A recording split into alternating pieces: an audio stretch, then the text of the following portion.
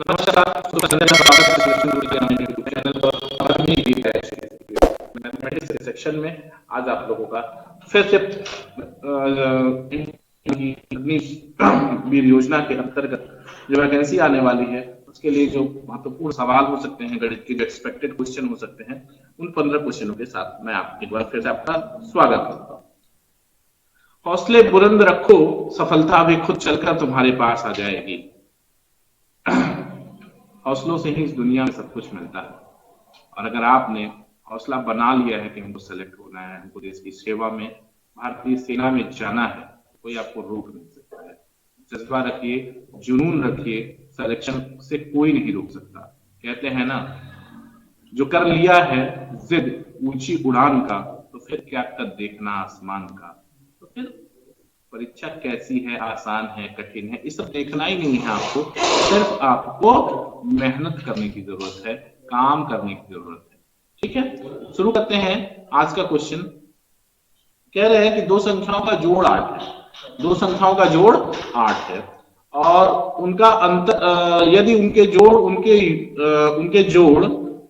अंतर का 4 गुना है तो संख्याएं ज्ञात कीजिए। ठीक है, सिंपल सा सवाल है। ठीक है, सिंपल सा सवाल है कि दो संख्याओं का जोड़ 8 है, x प्लस वाई मान लें अगर हम, x प्लस वाई बराबर 8 है। कह रहा है यदि उनके जोड़ उनके अंतर का 4 गुना है, यानी अंतर कितना होगा, 2 होगा, तभी तो जोड़ 4 गुना होगा। तो x माइनस वाई बराबर 2। सॉल्व कर लीजिए तो x बराबर आ जाएगा आपको 5 और y बराबर कितना हो जाएगा, 3। कोई तकलीफ नहीं, तो संख्याएं ज्ञात करिए 5 और 3। आंसर कितना हो गया, 5 और 3। सी ऑप्शन सही हो गया, कर लेंगे आराम से, कोई तकलीफ नहीं है। अगला सवाल ध्यान दीजिएगा, बहुत सिंपल सा सवाल है। 25,000 रुपए की धनराशि, 2500 रुपए की धनराशि पर 4% वार्षिक दर से 2 वर्ष के चक्रवृद्धि ब्याज और साधारण ब्याज का अंतर क्या है। 2 साल के चक्रवृद्धि ब्याज और साधारण ब्याज का अंतर D is equal to PR/100 का स्क्वायर होता है। कोई तकलीफ नहीं है, तो ये बराबर हो जाएगा 2500 गुणित R, 4 गुणित 4 बटा 100 गुणित 100। ये 0000 से खत्म हो गया, 25 चौका 100 हो गया, और 4 से 4 खत्म हो गया। अंतर कितना आ गया, 4। एक तो ये तरीका है सवाल को करने का। दूसरा तरीका क्या है कि अगर हम 2500 रुपए का 2 साल का साधारण ब्याज, 2 साल का चक्रवृद्धि ब्याज कैलकुलेट करने वाले मेथड पे चले तो 4% कितना हो जाएगा, 2500 का 4% 100, और 100 का 4% 4। और पहला टर्म, अगर आपको साधारण ब्याज और चक्रवृद्धि ब्याज का अंतर निकालना है तो पहला टर्म 0 कर दो, ये 0 हो जाएगा, और यहाँ 1 से मल्टीप्लाई करके 4। ये हो जाएगा CI और SI का डिफरेंस। इन दोनों तरीकों से आप लगा सकते हैं ये मेथड। अगर आपको नहीं समझ में आ रहा है तो आप हमारे चैप्टर वाइज कंटेंट में जाके कंपाउंड इंटरेस्ट के सेशन में इसको पढ़ेंगे। बहुत बेहतरीन तरीके से मैंने 2 साल, 3 साल और 4 साल के चक्रवृद्धि ब्याज निकालने का जो सबसे सिंपलेस्ट, फास्टेस्ट और इजीएस्ट मेथड हो सकता है, वो हमने आपके साथ डिस्कस किया है। ठीक है, आगे बढ़ते हैं। अगला सवाल है कि 1 से 100 तक के प्राकृत संख्याओं का योग क्या होगा, n+1/2। क्या होता है फॉर्मूला, 1 से 100 तक के प्राकृत संख्याओं का औसत n+1/2, ये फॉर्मूला है। या फिर आप ये कर सकते हैं, आपको n, ठीक है, n+1/2 यानी 100 गुणित 101/2, ये 50 हो जाएगा, और 50 1 का 50, 0 0, ये हो जाएगा 505005। ठीक है, ये आपका आंसर हो जाएगा। कोई दिक्कत नहीं है ना, यहां तक कर लेंगे। अगला सवाल ध्यान दीजिएगा। अगला सवाल है संख्याओं 144, 180 और 192 का मौसम क्या है। संख्याएं 144, 180 और 192 का मौसम क्या है, ध्यान देना, सिंपल सवाल। 144, 144, 180 और 192 मौसम निकालने का जो सबसे सिंपल सा तरीका है वो ये है कि देखिए किन दो संख्याओं के बीच सबसे कम अंतर है। इन दो संख्याओं के बीच सबसे कम अंतर है, वो अंतर है 12। ठीक है, 12 से 144 को भी कट जाना है, 12 से आपके 180 को भी कट जाना है, और 12 से 192 को भी कट जाना है। 12 1 का 12 और 7 12। ठीक है, तो ये जो अंतर है, इन दोनों का अंतर ही यही मौसा है। बस मौसा निकालने का सबसे सुपर ट्रिक है, लसा मसा में मौसा निकालने का ये सुपर ट्रिक है कि यदि संख्याएं दी गई हो तो उसमें जो सबसे कम अंतर वाली संख्याएं हैं उसका अंतर निकाल लीजिए। अगर भी अंतर से दोनों सभी संख्याएं कट जाती हैं तो मौसा वही संख्या हो जाती है, और अंतर से नहीं कटती हैं तो उस अंतर के गुणनखंडों से चेक कर लीजिए, किसी न किसी एक गुणनखंड से वो संख्या कटेगी और वही गुणनखंड उसका मौसा होगा। कोई दिक्कत नहीं है। अगला सवाल ध्यान दीजिएगा, यदि किसी संख्या का 23% 46 है तो संख्या ज्ञात कीजिए। सिंपल सा सवाल है 200। सिंपल सा सवाल है 200 ना। कैसे? 23% अगर 46 है दोस्त, 23% 46 है तो 1% कितना है? 2। तो 100% कोई संख्या कितनी होगी? कंप्लीट 100 होगी। ये कितना हो जाएगा? 200। कोई तकलीफ नहीं ना, यहां तक कर लोगे। अगला सवाल ध्यान देना, समझ पा रहे हो ना? संख्या क्या होगी? कंप्लीट कोई चीज 100% होती है। उसका 23% आपको दिया था, 23% 46 है तो 1% 2 होगा, तो पूरी संख्या 100% इज इक्वल टू 200। अगला सवाल ध्यान दीजिएगा कि एक फौज के 6% सैनिक लड़ाई में जख्मी हुए, फिर भी 282 सैनिक अभी स्वस्थ हैं। बताओ लड़ाई में कितने सैनिक जख्मी हुए? तो बहुत सिंपल सा सवाल है कि अगर 6% सैनिक जख्मी हुए हैं, 6% सैनिक जख्मी हुए हैं तो बच्चे कितने? 6% जख्मी हुए तो बच्चे हैं 94%, और 94% बराबर दे रहे हैं 282। ये स्वस्थ है। तो कह रहे हैं कि जो जख्मी हुए उनकी संख्या क्या है? तो बहुत सिंपल सा सवाल है कि 1% बराबर यहां दिख रहा है आपको 3। ठीक है, तो कितने जख्मी हुए हैं? 6%। तो 6% बराबर 18 सैनिक जख्मी हुए हैं। कोई दिक्कत है भैया? दुख, तकलीफ, कष्ट, परेशानी? प्रतिशत का चैप्टर हमारा, चैप्टर वाइज कंटेंट में आप चैप्टर वाइज जो कंटेंट हमारा पढ़ रहा है उसमें परसेंटेज को आप वहां से पढ़िए, प्रॉफिट लॉस को पढ़िए। विश्वास रखिए 2 से 2.5 महीने के में मैथमेटिक्स में आपका हाथ पकड़ने वाला कोई नहीं होगा अगर आपने एक प्लानिंग के साथ प्रिपरेशन की तो। अगला क्वेश्चन ध्यान दीजिएगा, कह रहे हैं यदि संख्या 6, 8, 10, x और 7 का औसत 8 है तो x का मान क्या होगा? तो सिंपल सा सवाल है, देख लो। कह रहे हैं कि संख्या औसत होता क्या है भाई? औसत तो सबको पता है, औसत बराबर होता है,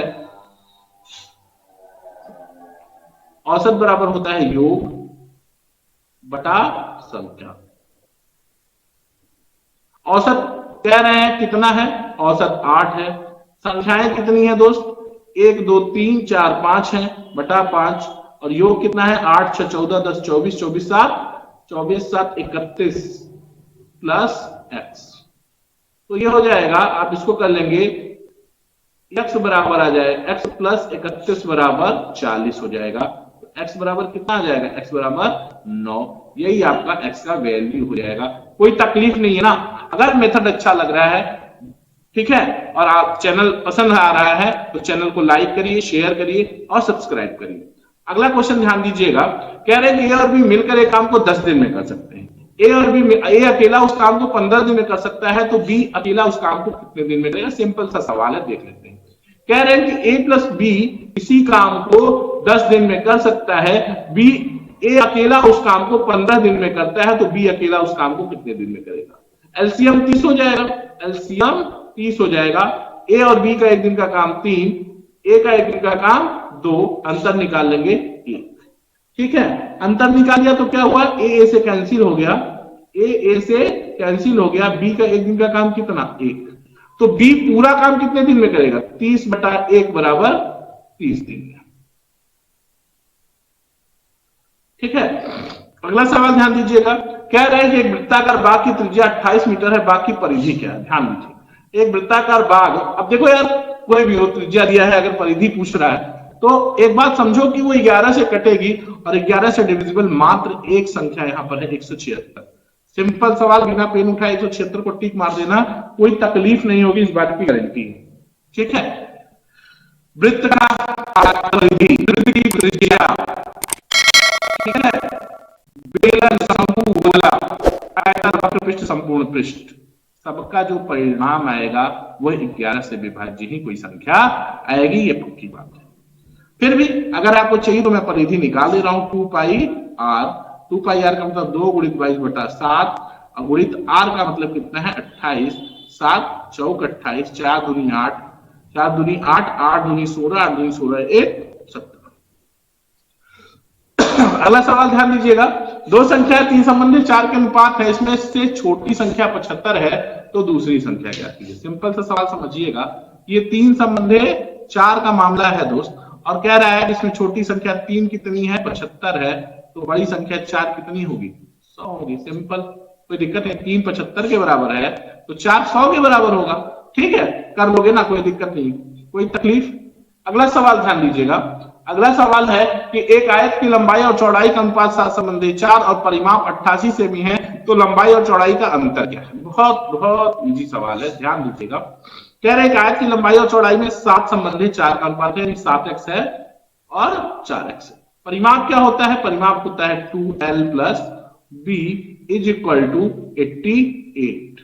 ठीक है, तो 7 4 11x बराबर 44 बराबर 44, x बराबर 4, ये हो गया।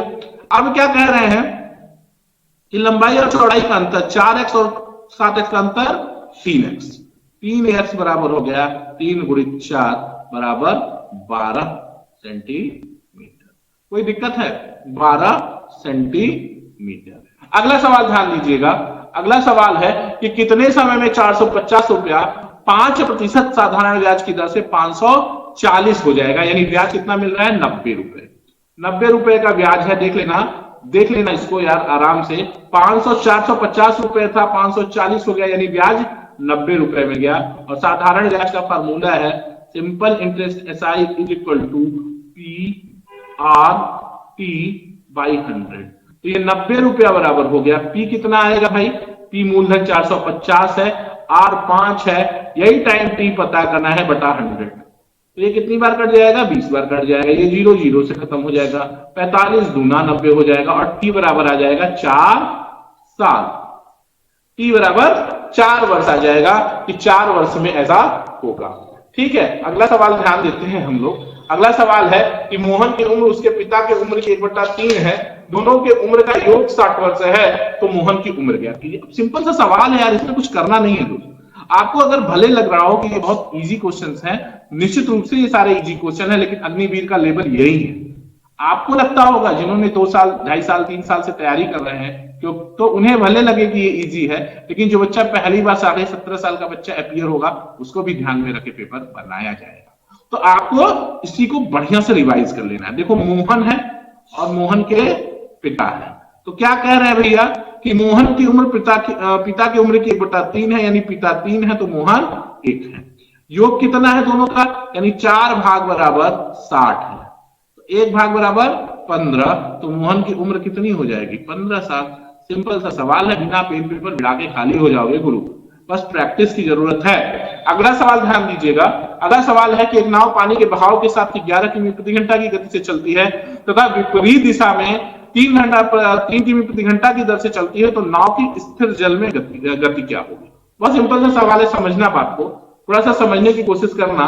कि मान लेते हैं शांत जल में नाव की चाल x और धारा की चाल y है, तो धारा के अनुकूल नाव की चाल कितनी हो जाएगी, x प्लस वाई बराबर 11, और धारा के विपरीत नाव की चाल x माइनस वाई बराबर 3 8 कितना है, 3 है। ठीक है, समझो x क्या है, x है शांत जल में नाव की चाल, और y क्या है, धारा की चाल। कह रहे हैं कि एक नाव पानी के बहाव के साथ 11 किमी प्रति घंटा की गति से चलती है तथा विपरीत दिशा में 3 किमी प्रति घंटा की चलती है। अब कह रहे हैं कि शांत जल में नाव की चाल क्या हो जाएगी, दोनों को जोड़ के 2x बराबर 14, तो x बराबर 7 किमी प्रति घंटा, यही आपका आंसर होगा। कोई दिक्कत है, 7 किमी प्रति घंटा। ठीक है, अब आप इसका ट्रिक समझ लो। जब कभी धारा के अनुकूल चाल और धारा के प्रतिकूल चाल दी हुई हो और नाव की चाल पूछे तो दोनों को जोड़ के 2 से भाग दे देते हैं, और धारा की चाल पूछे तो दोनों का अंतर निकाल के 2 से भाग दे देते हैं। अगला सवाल ध्यान दीजिएगा कि परीक्षा में 77% विद्यार्थी 77% स्टूडेंट अंग्रेजी में, 66% गणित में पास होते हैं, जबकि दोनों विषयों में 13% फेल हो जाते हैं। यदि 392 विद्यार्थी पास हुए हों तो कुल कितने विद्यार्थी थे। बहुत सिंपल सा सवाल है, इसका कॉन्सेप्ट है यार, समझ लेना दोस्त। ठीक है, क्या है इसका कॉन्सेप्ट, ये है कि 77% अंग्रेजी में, इंग्लिश में कितने 77, मैथ में कितने 66, और फेल है दोनों में 13, तो पास दोनों में, pass in English, pass in math, pass in English and math. कितना? 13% पास फेल है, तो पास कितने होंगे? 87%। अब क्या करना है, इस दोनों को जोड़ लीजिए, 7 6 13, 1 7 6 13 1 14, 143, और इसमें से ये 87 घटा दीजिए, तो ये जो आएगा ना टोटल पास है। टोटल पास कितना आ जाएगा? 87, 3 90, 13 इधर और 43 उधर, 46 56, 56, और यही पास हुए हैं, तो 56% इज इक्वल टू कितना आ जाएगा? ठीक है, 56 इज इक्वल टू 392। कितना आएगा भाई? 7 छक 42, 7 बार आएगा, 700 आएगा। तो 1% बराबर कितना हो जाएगा दोस्त? 7 हो जाएगा। तो पूरे विद्यार्थी 100% बराबर 700। कोई दिक्कत नहीं है, यहां तक कर लेंगे। अग्निवीर के बैच में मैथ्स के सेक्शन में आज इतना ही। कल फिर 15 क्वेश्चंस, ऐसे क्वेश्चन जो अग्निवीर के पॉइंट ऑफ व्यू से इंपॉर्टेंट है, उनको लेकर आपके साथ होंगे सिलेक्शन गुरुजी ऑनलाइन यूट्यूब चैनल पर। चैप्टर वाइज कंटेंट हमारे पड़े हुए हैं, जीडी का पूरा 35-36 सेट पड़ा हुआ है।